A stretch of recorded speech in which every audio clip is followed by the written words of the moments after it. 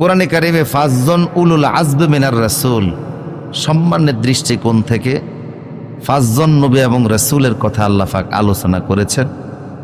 তার ভিতরে 5 জন রাসূলের ভিতরে হযরত নূহ আলাইহিস সালাম অন্যতম।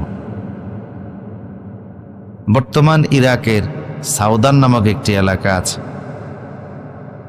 সেই ইরাকের এই সাউদান নামক এলাকাতে হযরত নূহ আলাইহিস সালামের জন্ম হয়েছিল এবং ইরাককে কেন্দ্র করেই ওনার দাওয়াতি কার্যক্রম চলছিল। বর্তমান ইরাক সে আমলের ওনার জন্মস্থান, জন্মভূমি। ওয়ালাবিসা ফীহিম আলফা সানাতিন ইল্লা 50 আমান, তিনি পৃথিবীতে প্রায় 950 বছর 950 বছর মানুষকে কালেমার দাওয়াত দিয়েছিলেন। লম্বা একটি সময় তিনি শুধু দাওয়াতি কার্যক্রম পরিচালনা করেছেন।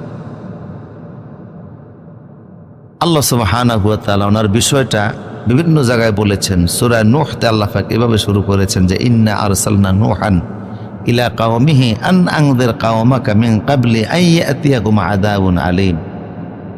আমি নূহকে তার স্বজাতির জন্য পাঠালাম, সে তার স্বজাতির কাছে গেল এই কারণে তাদেরকে যেন ভয় দেখাতে পারে, সুসংবাদ দিতে পারে, দুঃসংবাদও দিতে পারে, আশাও দেখাতে পারে, আবার আযাবের ভয়ও দেখাতে পারে।